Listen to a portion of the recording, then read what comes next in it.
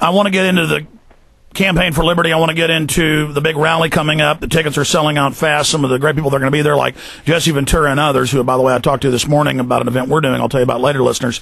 Congressman, Iran. I mean, you're up there. Last time you were on, you said that colleagues of yours are walking around talking about how great it'd be to nuke Iran. Israel's saying they may go in even if the U.S. doesn't back it. We're getting mixed signals. Barack Obama said last week to the Senate Democrats, hey, if we don't get these sanctions, then there probably is going to be an attack on Iran.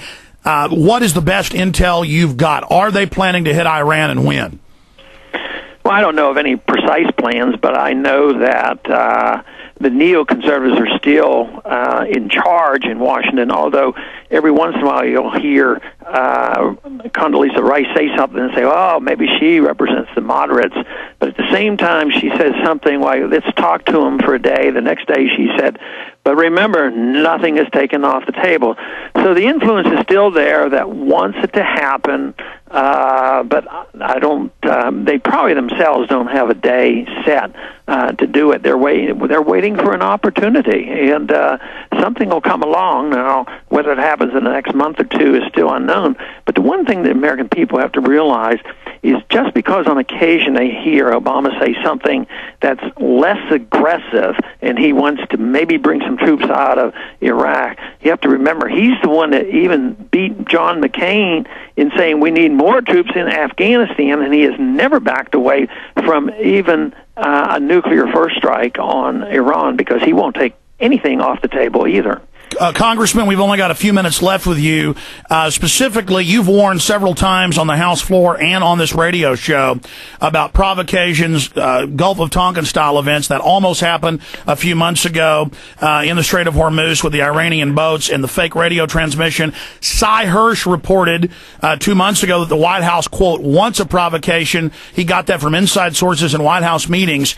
You're aware of that. That's A. B, did you know that Keith Olbermann did report Friday that Cy Hirsch has now reported that the White House wanted provocations and Dick Cheney proposed creating fake Iranian patrol boats, putting Navy SEALs in them, and having a shootout between the larger missile cruisers and the Navy SEALs? Were you aware of that? And if you are, what's your take? Well, I heard that story. I don't have proof of it, but I believe it's very, very possible. I mean, this is the kind of...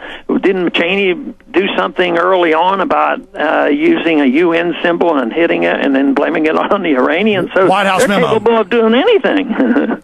Well, I tell you what, Congressman, I just skipped the break. If you can stay with us 3 more minutes, I will pull Keith Olbermann up. It's up on prisonplanet.com. See, the news moves so fast, it's already off the main page. No, sir, I'm telling you, Keith Olbermann reported on it. There is a YouTube video of Cy Hirsch at a media conference saying that there were a dozen provocations. He said, I'll only tell you about one. Dick Cheney proposed, but the military shot it down because they didn't want to kill our own troops. Dick Cheney, this is huge. We need your help to look into this and then cover it. Dick Cheney came right out and said this, sir. I believe him. Well, it's just unbelievable. What should we do about this? Well, I don't know how much more we can do. I mean, we have to let the people know. First is get knowledge. Individuals like myself, and we only have a few in Washington that speak in Washington to try to slow that up. And, you know, in one minor way, I think we did a little bit of good on that H. Conrad's 362, I believe, where they were going to put on the absolute blockade of Iran. And we spoke out on that, and that has settled down. It may still come up, but because several of us spoke out against it, I think they've backed off because they had to admit it really was a blockade. They proposed that as if, oh, no, this is just a few sanctions. This is not really a blockade. So, but we're outnumbered and we're outgunned, and that's why it's so dangerous. Congressman, spend a few minutes telling us about the campaign for Liberty to tell us about what's coming up with this huge rally for the Republic. Well, you know, the Republicans' convention starts, I think it's on September 1st and runs for several days. And we had what many consider the very successful campaign the last year and a half. and we wanted to conclude it on a very positive note. So it was very clear that we would not be allowed to participate in the Republican convention. So we decided we would have our own. So we're about 8 miles from where the Republicans are holding their rally as a campaign for liberty. I see the other candidates as campaign for power, which is exactly opposite of what we do. We campaign for liberty, and we want it to be a very positive note. We're going to have a lot of music, and we're going to have a lot of speakers, and it's going to be talking about the Republic. It's a rally for the Republic, and anybody interested should go to campaignforliberty.com and join us and come there. We expect to have a lot of enthusiasm. We had one reporter call Jesse, our press guy, and said, look, if you guys fill that place, he says, you will be the news for the whole week. So there's a little bit of PR stuff involved here, too, and that is our goal. We're working, and the numbers look good, but, until it's over and successful, I do worry a little bit. Well, you've already sold more than half the tickets, and you've got 3 weeks to sell the rest. This is going to be a huge success. It's guaranteed it's going to overflow. In fact, Jesse told me last week he's already looking for overflow areas for other people nearby. But Congressman, let me just play you a minute of this, get your comment on it, and then we'll let you go. This is World's Worst President. This is Keith Olbermann. Now, understand, we have the Cyhurst clip where he lays it out and says we just didn't put it in the newspaper, in the magazine, but here it is. This is the audio from Friday's Keith Olbermann. He told the Campus Progress Journalism Conference that in a meeting in the Vice President's office, members of the administration sat around brainstorming ideas to provoke a war with Iran. Quote, the one that interested me the most was, why don't we in our shipyard, build 4 or 5 boats that look like Iranian PT boats, put Navy SEALs on them with a lot of arms, and the next time one of our boats goes to the Straits of Hormuz, start a shoot-up. Might cost some lives, and it was rejected because you can't have Americans killing Americans. That's the level of stuff we're talking about. Provocation, but that was rejected. Can you see this happening in Cheney's office? Sure you can. Can you see Cheney getting all happy and worked up and almost smiling? Sure you can. Can you see when they get to the part about Americans being killed and you can't do that, and he just stares at them all and says, so? Vice President Dick Cheney, today's worst person in the world.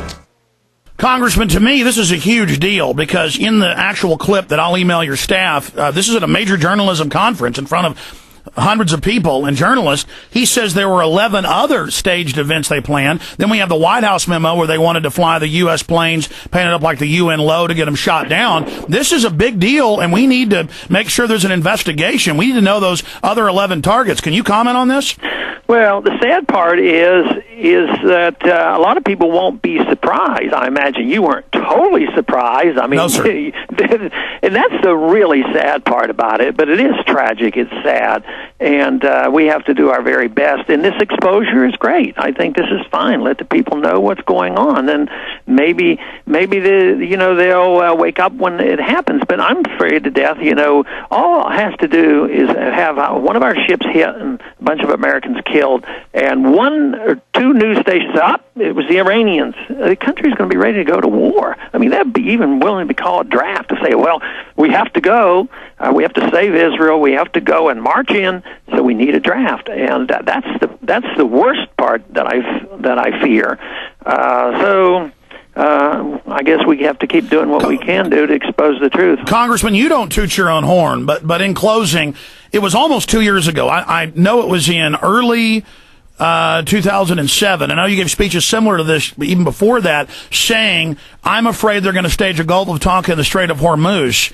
Did you get intel on that, or how on earth were you able to predict something like this? And then now they already tried it with the PT boats a few months ago with fake radio transmissions. Now Gary Hart's writing letters to Iran saying they may stage a Gulf of Tonkin. I mean, how did you know that? I didn't absolutely know that. It just sort of was the fact that they've done it before. I know what the neocons want, and they did it for Vietnam, and they've done it over the centuries. The various wars. So often there seems to be an incident with the Navy and with the ship. So it must be easier to do it. So it was just strong suspicion in relationship to the kind of people that we have running our government. Well, by exposing it, that takes this tool of staged events and breaks it so they can't use it. Again, huge guests coming up. Folks can go buy tickets right now. You've got several websites. Is the best one Rally for the Republic? That or Campaign for Liberty. And that's rallyfortherepublic.com? Right. And the Campaign for Liberty website, we have links to those up on Infowars.com. Also, Congressman, give us your House website. Give us some of your other websites. Well, the best one to go to look at all my websites would be ronpaul.org, and that lists about 6 websites, the political websites and the PAC website and the different things, and the educational website. ronpaul.org for all the websites. Okay, that's the big portal to all the world of Ron Paul and liberty. Thank you so much for your tireless efforts to defend freedom. I know you're going to be popping in for about 5 minutes later in the week to make that big announcement we were going to make today, but Jesse Ventura, many others at the event, get your tickets now. Congressman, thank you.